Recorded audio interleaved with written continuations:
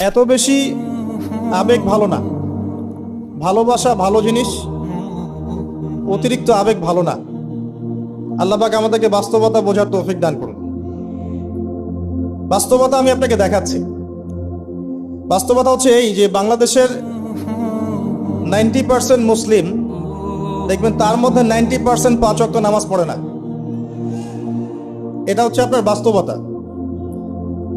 বাংলাদেশের যে কোনো মাহফিলে যাবেন, একটাই স্লোগান আমি শুনেছি, আল কোরআনের আলো ঘরে ঘরে জালো। সুন্দর কথা, কিন্তু আপনি খেয়াল করে দেখবেন ম্যাক্সিমাম পরিবারেই কোরআনের আলো জ্বালার মতো কোনো মানুষ নাই। আপনি জরিপ করে দেখবেন যে 90% মুসলিমের মধ্যে কতজন মানুষ বিশুদ্ধ করে কোরআন তেলাওয়াত করতে পারে। আপনি দেখবেন 80%ও পারে না। কিন্তু এই কোরআনের জন্য জীবন দিতে চায়, সেই বইটা সে অর্থসহ পড়তে পারে না।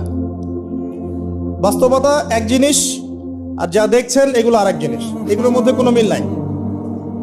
এগুলো বাস্তবতা। যারা নামাজ পড়ে 5 ওয়াক্ত, তাদের মধ্যে কতজন জামাতের সাথে নামাজ পড়ে সেটাও একটা বিষয়। এখানে গিয়ে পার্সেন্টেজ আরো কমে যাবে। যারা নামাজি ব্যক্তি, তাদের মধ্যে কতজন রিজিক হালাল, এটা আরেকটা বিষয়। ঘরে ঘরে ঘুরে দেখবেন যে বেশিরভাগ মানুষের রিজিক হারাম, বেশিরভাগই। আমরাও কিরকম করে, এই যে ধরেন আপনি একটা মাদ্রাসা শিক্ষকতা করছেন, মাদ্রাসার একটা দায়িত্ব আছে আপনার। আপনি ধরে নিয়েছেন যে এই রিজিকটা আপনার হালাল, কিন্তু মাদ্রাসার দায়িত্ব পালন করতে গিয়ে যদি আপনি দায়িত্ব অবহেলা করেন, আপনার রিজিকটা হারাম। আপনি একজন মসজিদের ইমাম, মনে করছেন আল্লাহ আমাকে খুব পবিত্র রিজিক দিয়েছেন, মাশাআল্লাহ। আপনি যদি আপনার দায়িত্ব অবহেলা করেন, এই রিজিকটাও হারাম। আর নর্মালি তো আমরা সবাই সুদ খাচ্ছি, ঘুষ খাচ্ছি, দুর্নীতি করছি, মানুষের সম্পদ আত্মসাৎ করছি। এগুলো তো আমাদের সহজাত প্রবৃত্তি হয়ে গেছে। কোনো কোনো ক্ষেত্রে দেখা যায় উপর থেকে একটা হাতি আসে, উপর থেকে একটা হাতি আসতে আস্তে আস্তে আস্তে একটা মাছি হয়ে যায়। মাঝখানে হাতির ডালপালা, হাত পা টেনে হিঁচড়ে খাওয়া শেষ। এই সমস্ত রিজিক হারাম, ম্যাক্সিমাম রিজিক হারাম আমাদের। বাস্তবতা অনেক কঠিন। বাস্তবতায় গিয়ে দেখেন যে কতজন মানুষ যাকাত আদায় করে।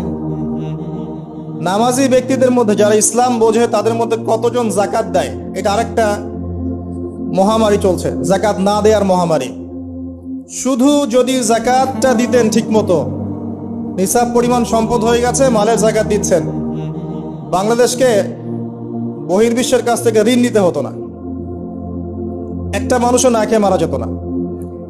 যাকাত আমরা দেই না, এখানে অমুসলিমদের কোনো ভূমিকা নাই, আমরাই যাকাত দেই না। বাংলাদেশে এমনও ব্যক্তি আছে যাদের যাকাত কালেক্ট করলে একজনের যাকাত থেকে 100টা পরিবার চলবে।